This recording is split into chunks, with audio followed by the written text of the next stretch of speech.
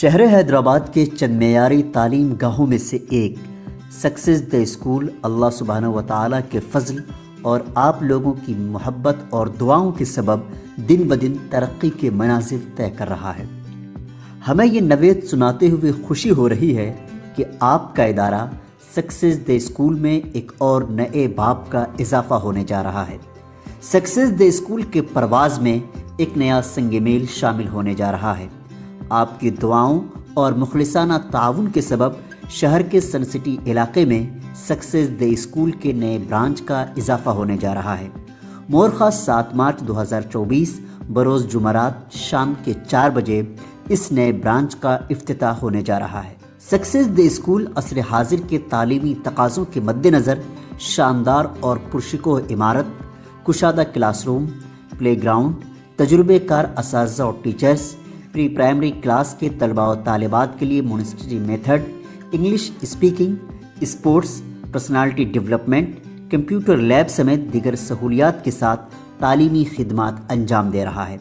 ہمیں امید ہے کہ سکسیز دا اسکول کے تعلیمی سفر میں ہمیں آپ کا تعاون یوں ہی حاصل ہوتا رہے گا اور آپ اپنی دعاؤں میں سکسیز دا اسکول کو ضرور یاد رکھیں گے۔ شکریہ۔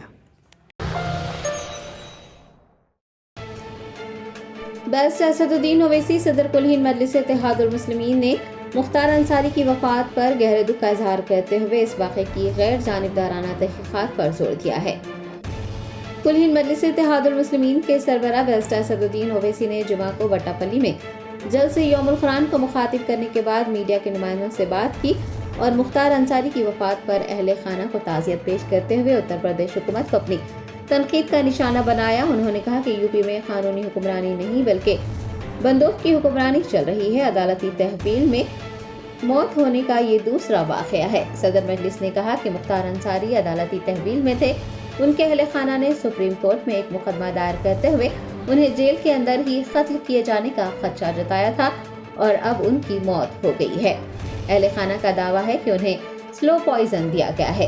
صدر مجلس نے اس واقعے پر کہا کہ حیران کن بات یہ ہے کہ مختار انصاری کو کسی اسپیشلائزڈ ہاسپٹل نہیں لے جایا گیا اور مناسب طبی امداد بھی نہیں دی گئی بلکہ کچھ ہی وقفے کے بعد انہیں واپس جیل بھیج دیا گیا۔ صدر مجلس نے امید جتائی ہے کہ اتر پردیش حکومت انصاف کے مفاد میں اس واقعے کی غیر جانبدارانہ تحقیقات کروائے گی۔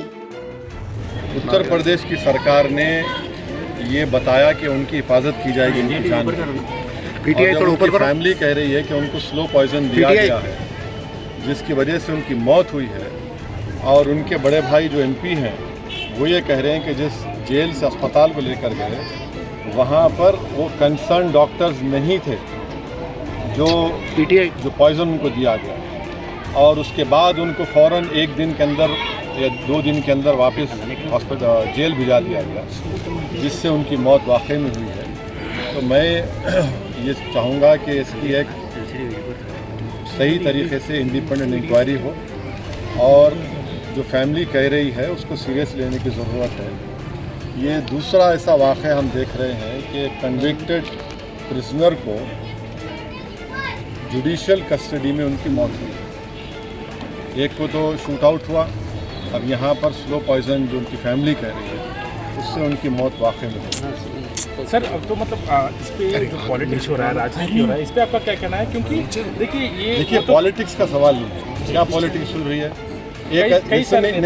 ایک آدمی تو مر گیا جو جوڈیشل کسٹڈی میں ہے، ٹھیک ہے کورٹ نے ان کے اوپر سینٹنس دیا، مگر آپ کی کسٹڈی میں ہے، جوڈیشل کسٹڈی میں ہے، اور یہ تو دوسرا واقعہ ہے۔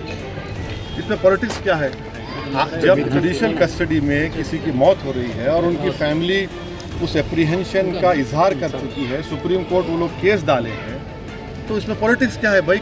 ایک آدمی کی تو موت ہو گئی نا، اس میں پالیٹکس کرنا کیا ہے؟ وہ تو اپنی جان دے دی، جان چلے گی ان کی، تو پالیٹکس کیا ہو رہی ہے؟ اب جانے کی ذمہ داری کس پر ہے؟ اس میں پالیٹکس کیا کرنا ہے؟ اس میں تو سچائی کو جاننا ہے، جسٹس کرنا چاہیے۔ Worst rule is prevailing. Sir, worst rule is prevailing. And it's worst rule is prevailing. Yeah, worst. Demanding. What would you like to say? Well, I have always been saying that in the biggest state of our country, the state is being run by rule by gun, not by rule of law.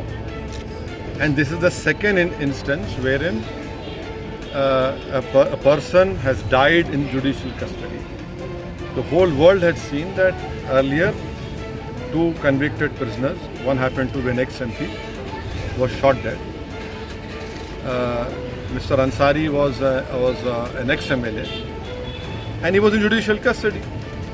And when this family has filed a case in Supreme Court stating to the Honorable Supreme Court that there is an apprehension by the family that he will be killed inside the prison. Now he dies and the family say that slow poison was given, and the surprising and shocking thing is that he was not taken to a specialist hospital.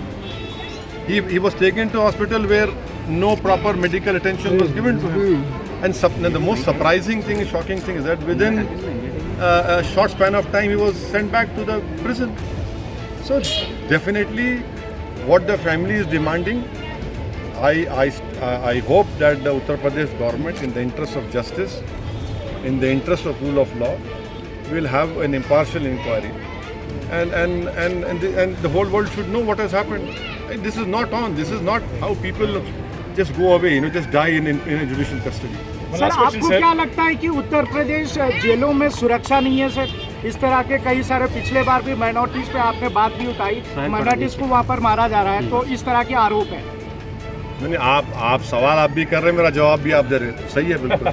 Sir one last question. नहीं sir, क्या सुरक्षा नहीं है क्या उत्तर नहीं? प्रदेश अब में? देखिए, अगर कोई हथकड़ी में 2 प्रिजनर्स हैं और उनको पुलिस के सामने उनको गोली चला दी जाती है, और अगर कोई वहाँ के मुख्यमंत्री के बारे में कुछ फेसबुक पे अनाप शनाप बक ले तो 48 घंटे में आप पहुँच जाते उसको। ये क्या हो रहा है? कैसे हो रहा है?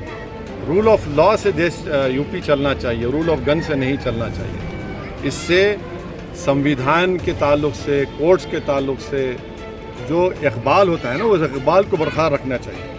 Sir, you are a barrister, so 600 lawyers writing a letter to CJI and Prime Minister calling it bullying, and Congress is known for this. He's saying I am neither a spokesperson for both the parties, thankfully.